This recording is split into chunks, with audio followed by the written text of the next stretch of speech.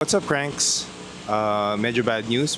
After 3,600 kilometers, meron tayong unang tagas ng langis. So, punta tayo ng Motostrada today. Medyo excited ako actually. Kasi maraming dun mga CF Moto stuff. So, tara, punta tayo. Let's go. Ride out tayo today. Kanina medyo cloudy pero punta tayo ng Motostrada. So, ipa-flash ko mamaya dito. Ano nangyari? So, may nakikita kasi akong tagas sa may crank. Tapos kahapon, pumunta ako ng Motorcycle City. Tapos sabi nila, nung tinignan nila, yung sa may crank na oil seal.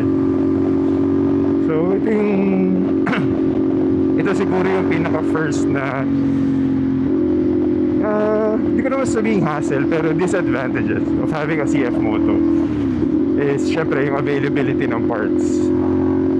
I'm not sure, for example, sa mga Kawasaki brothers natin or Yamaha brothers, kung medyo, kunyari yan, yung oil seal, kung medyo mabilis makuha. Pero yung sinabi ng Motorcycle City sa Las Piñas is diretso na ako Motostrada. So punta tayo ngayon. Honestly, medyo excited ako kasi I've been watching this other YouTuber, si Nits the Kid. Pumunta siya nag-service siya. Tapos nakita ko yung loob nung Motostrada. Parang ganda puro CF Moto So, pasyal na rin tayo. Diba? Pasyal na rin tayo doon. Ito na. Ito yung 80, diba? Dito yung parang mabagal. Yan, hindi tayo pwede lumampas, baka mahuli tayo. Sayang na may babayad natin. Actually, nag-iipon ako ngayon para sa bagong gloves. So, di ba? Ano tayo? Pag nagbo-vlog, may extra gloves tayo para hindi tayo laban ng laba. Ay! Para dun sa mga suggestion na gloves, yung medyo mura lang. Di ba? Pero malay mo, di ba? Mabigyan tayo ng Alpine Stars, di ba? Na tayo.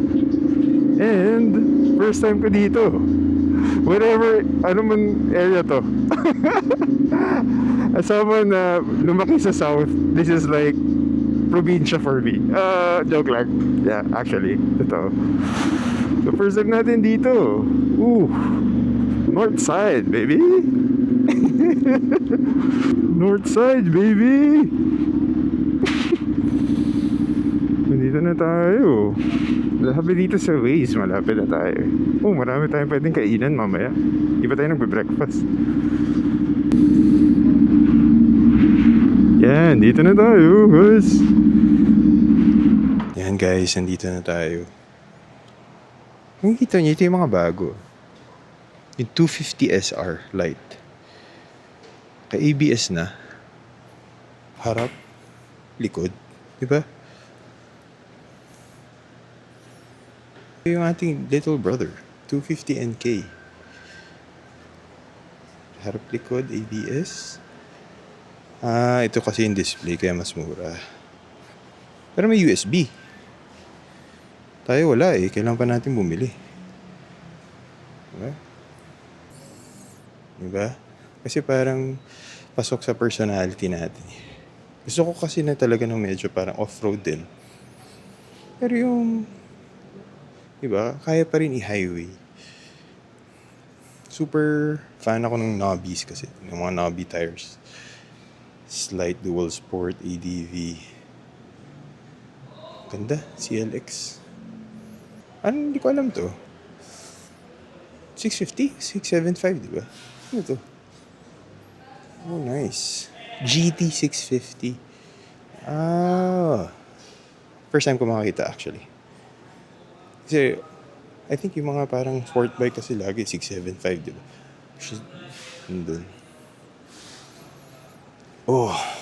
Pogi pa rin, no? 450 MT, no? Diba? Ito rin. Ano ba mas maganda? CLX o yung 800? Ito yung 800 NK. The Big Daddy ng ating bike. Solid dito yung display. Pero ito yung parang base Tama ba? Makina ng Duke. Billy Joe. CF Light 250 dual. Okay. Ito yun. Grabe, kung gusto mo lang mag-trail, 250cc is enough. Siyempre, hindi ka makakapag-highway, pero I mean, hindi ka, pag bumagsak, hindi ka matatakot na pulutin. At syempre, pinakamagandang motor, putang ina. Damn it, man. I still love my 450 NK, kahit nagka-problema ngayon. Oh, wow. Ito yung 400. NK 400, di ba? Tama ba? Pakicorrect ako, guys. Kasi parang na, 650 NK, 800 NK na white and black. Lagi ko nakikita yung gray eh. Ganda rin pala, no? Parang subtle lang siya. Maganda kasi medyo subtle lang eh. Hindi mo parang, uy, ano ba yan? 450 or 800, di ba? Tanggalin mo yung stickers niyan. Di alam na parang naka 800cc. Maganda yun. Yung mga CLC. Itong CLC, bobber. Pa siyang bobber, oh. Actually, maganda ito, ah. You know. Ngayon lang nakita nito. Kasi lagi ko nakikita yan. Tsaka to. Anyway, tambay muna tayo. Sana may oil seal dito, kundi sayang yung punta natin. Okay, thank you guys. Ayan, ride out na tayo guys. Ride out na tayo guys. At tapos din. Guys, nakapag-ride out na tayo. Nandito tayo ngayon sa Skyway. Pauwi na tayo. Okay naman. Okay naman yung medyo obviously syempre matagal. Kasi syempre kasalanan ko rin. Hindi ako tumawag to inform them. Pero may spare part.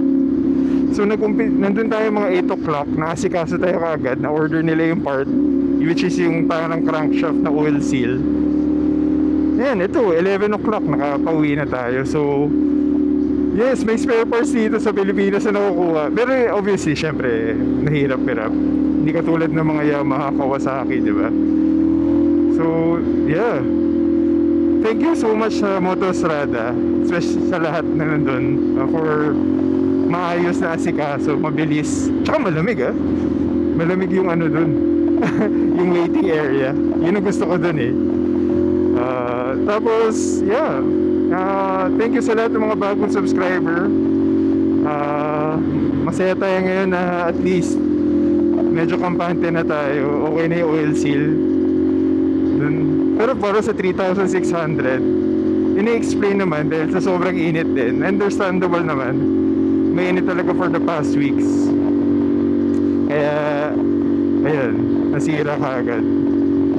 Pero maganda, may available part. Yun lang naman sa akin kasi kundi i-orderin pa sa China, di ba? Yun yung matagal So yeah, thank you.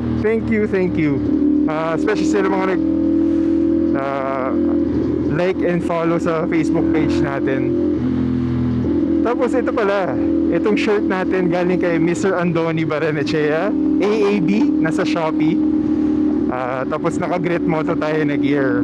So yun yung natin. Nag-gear tayo konti kasi parang medyo long ride tayo. Long ride ba to? Pa-north?